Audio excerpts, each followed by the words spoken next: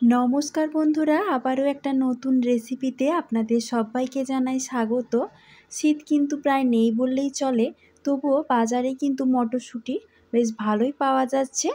আজ আমি বানাবো মটরশুঁটি দিয়ে একটি খুবই স্বাস্থ্যকর রেসিপি, যেটা আপনারা অনায়াসে বাচ্চাদের টিফিনে কিন্তু দিতে পারেন। তাহলে ভিডিওটা স্কিপ না করে প্রথম থেকে শেষ পর্যন্ত দেখার অনুরোধ রইল।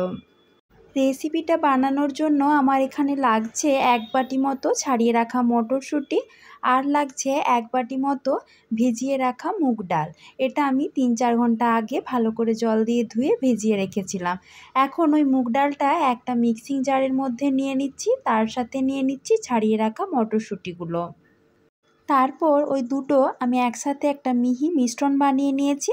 এবার ওটা একটা বাটিতে ঢেলে নিতে হবে। এই রেসিপিটা বানানো কিন্তু খুবই সহজ, মাত্র কয়েকটা উপকরণেই এটা বানানো হয়ে যায়। আমার এখানে লাগছে একটা পেঁয়াজ কুচি, একটা টমেটো কুচি, কিছু ধনেপাতা কুচি আর অল্প পরিমাণ একটু আদা কুচি। আপনারা এখানে চাইলে লঙ্কাটাও কুচি করে ব্যবহার করতে পারেন, তবে আমার এখানে যেহেতু বাচ্চারা খাবে তাই আমি এখানে লঙ্কার কুচিটা দিইনি। এবার আমি দিয়ে দিচ্ছি 1 চিমটে মতো হলুদের গুঁড়ো, যাতে কালারটা ভালো হয়, আর দিচ্ছি অল্প পরিমাণ একটু গোটা জিরে, তার সাথে অল্প একটু লঙ্কার গুঁড়ো, আর লাগছে স্বাদ মতো লবণ, তার সাথে লাগছে 1/2 চামচ মতো ম্যাগি মশলা। এটা কিন্তু অবশ্যই দেবেন, এতে করে এর স্বাদটা আরও বেশি বেড়ে যাবে। এবার সব কিছুকে একটা চামচের সাহায্যে ভালো করে মিশিয়ে নিতে হবে। আমার এখানে ব্যাটারটা একটু গাঢ় মনে হচ্ছিল, তাই আমি দিয়ে দিচ্ছি আরও অল্প পরিমাণ একটু জল। এই ব্যাটারটা কিন্তু খুব বেশি গাঢ় করলে হবে না। জলটা দেবার পর আমি আবারও সব কিছু ভালো করে একটু চামচের সাহায্যে মিশিয়ে নিচ্ছি। আমি চামচের সাহায্যে ব্যাটারটা আপনাদেরকে তুলে দেখাচ্ছি। আশা করছি আপনারা ব্যাটারের ঘনত্বটা কীরকম হয়েছে সেটা দেখেই বুঝতে পারছেন। এবার আমি গ্যাসের উপর একটা তাওয়া বসিয়ে দিয়েছি। তাওয়াটা ভালোভাবে গরম হয়ে গেলে হালকা করে একটু তেল ব্রাশ করে দিচ্ছি। এতক্ষণে আপনারা হয়তো বুঝেই গেছেন আমি এটা আজকে কি বানাচ্ছি।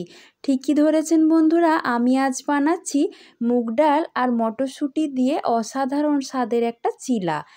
এটা আপনারা বাচ্চাদের বা বড়দের টিফিনেও কিন্তু দিতে পারেন, বা সকালের জলখাবারেও ব্যবহার করতে পারেন। এটা খেতে কিন্তু দুর্দান্ত হয়, আর এটা কিন্তু খুবই হেলদি একটা টিফিন রেসিপি। তারপর 1 হাতা ব্যাটার নিয়ে এভাবে গোল করে মিলে দিতে হবে। কিছুক্ষণ অপেক্ষা করার পর ওপরটা যখন শুকনো হয়ে আসবে, তখন ওপরের দিকটা হালকা করে একটু তেল ব্রাশ করে নিতে হবে। তারপর আর কি, এভাবে খুন্তির সাহায্যে উল্টে দিলেই রেডি আমাদের আজকের এই অসাধারণ স্বাদের চিলার রেসিপি। দেখুন, একটা আমার বানানো হয়ে গেল। আমি একইভাবে আরেকটাও আপনাদেরকে বানিয়ে দেখাচ্ছি। যদিও এটা বানানো খুবই সহজ, যে কেউ এটা অনায়াসে বানিয়ে নিতে পারবে, তবুও আমি এটা আরেকটা আপনাদেরকে করে দেখাচ্ছি। এই রেসিপিটা খেতেও যেমন সুস্বাদু, সেই রকমই খুবই স্বাস্থ্যকর। আপনারা অবশ্যই বাড়িতে এটা একবার হলেও বানিয়ে দেখবেন, আর কেমন লাগলো সেটা কিন্তু আমাকে কমেন্ট করে জানাতে একদম ভুলবেন না। আমি আজকের এই চিলাগুলো টমেটো কেচাপের সঙ্গে পরিবেশন করেছি। আপনারা চাইলে যে কোনো প্রকারের চাটনি বা ধনেপাতার চাটনির সঙ্গেও এটা কিন্তু পরিবেশন করতে পারেন। খেতে কিন্তু দুর্দান্ত হয়। তাহলে বন্ধুরা, আমার আজকের এই রেসিপিটি কেমন লাগলো সেটা তো কমেন্ট করে জানাতেই হবে।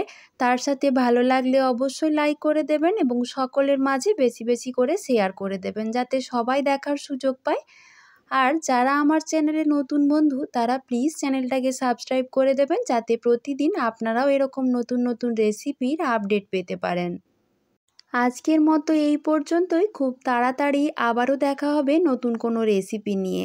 সকলে ভালো থাকবেন, সুস্থ থাকবেন। আমার ভিডিওটি সম্পূর্ণ দেখার জন্য সবাইকে জানাই অসংখ্য ধন্যবাদ।